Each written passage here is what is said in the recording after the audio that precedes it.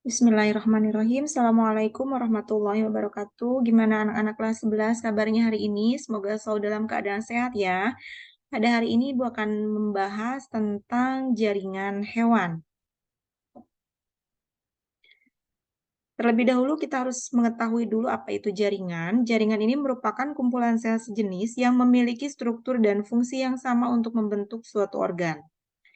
Ini ada beberapa contoh jaringan pada hewan, di antaranya ada jaringan ikat, ada jaringan epitel, ada jaringan otot, ada jaringan saraf.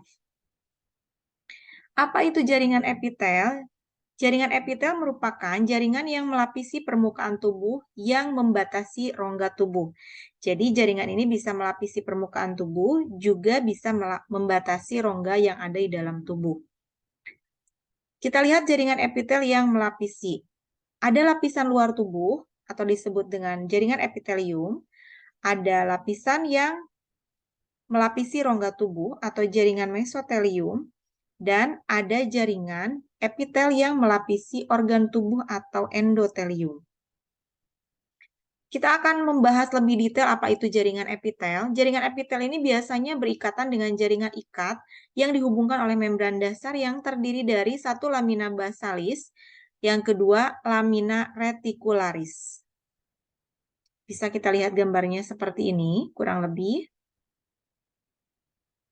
Apa fungsi jaringan epitel? Yang pertama, melindungi jaringan di bawahnya dari kerusakan. Yang kedua, mengangkut zat-zat antar jaringan atau rongga yang dibatasinya. Dan yang ketiga, pada saluran pencernaan, jaringan epitel ini dapat mengeluarkan enzim-enzim pencernaan. Ada beberapa macam jaringan epitel. Yang pertama, berdasarkan strukturnya, ada 3 macam. Ada epitel pipih, ada epitel silindris, dan epitel kubus. Nah, epitel pipih ini dibagi lagi.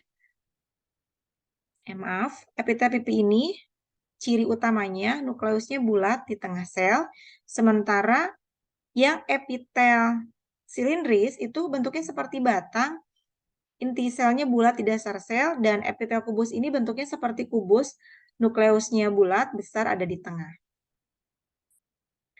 Nah, sekarang epitel pipih berdasarkan lapisan penyusunnya. Ada epitel pipih selapis, di mana lapisannya hanya satu lapis, namun rapat sekali. Fungsinya untuk difusi, osmosis, filtrasi, dan sekresi. Biasanya terdapat di jaringan epitelium seperti pembuluh limfu atau getah bening, pembuluh darah kapiler, selaput pembungkus jantung, paru-paru, ginjal, dan selaput perut.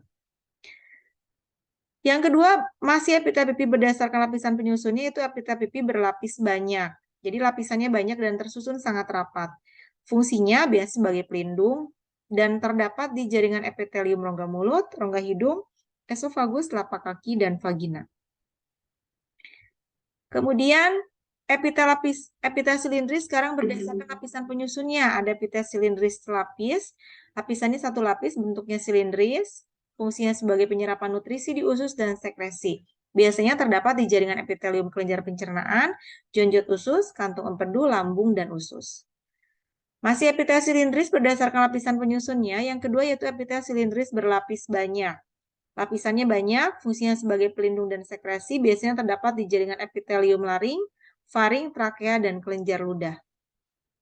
Dan berikutnya adalah epitel kubus sekarang. Epitel kubus berdasarkan lapisan penyusunnya sama ya, seperti tadi ada epitel kubus lapis, lapisannya satu lapis, bentuknya kubus, fungsinya sebagai pelindung dan sekresi, biasanya terdapat di jaringan epitelium permukaan ovarium, testis, lensa mata, nefron ginjal, dan kelenjar tiroid.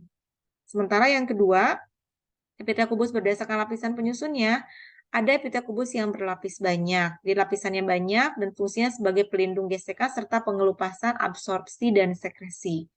Biasanya terdapat di jaringan epitelium folikel ovarium, permukaan ovarium, testis, saluran kelenjar minyak, kelenjar keringat pada kulit.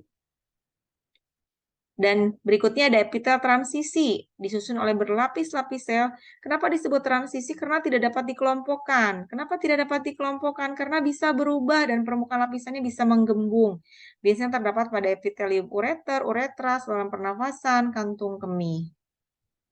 Dan berikutnya ada epitel kelenjar, jaringan epitel khusus yang berperan dalam sekresi senyawa untuk membantu proses fisiologis. Ada dua macam, ada endokrin atau hormon dan ada eksokrin. Kalau yang hormon itu tidak punya saluran khusus, sementara yang eksokrin atau saluran yang mempunyai saluran khusus. Contoh yang endokrin itu timus, adrenal, paratiroid, tiroid. Sementara yang eksokrin contohnya ludah, keringat, pankreas, dan feromon. Demikian penjelasan mengenai jaringan epitel terlebih dahulu. Mudah-mudahan bisa dipahami. Kalau tidak dipahami boleh ditanyakan. Terima kasih untuk segala perhatiannya. Pada kesempatan ini semoga tetap terus belajar. Sehat selalu. Assalamualaikum warahmatullahi wabarakatuh.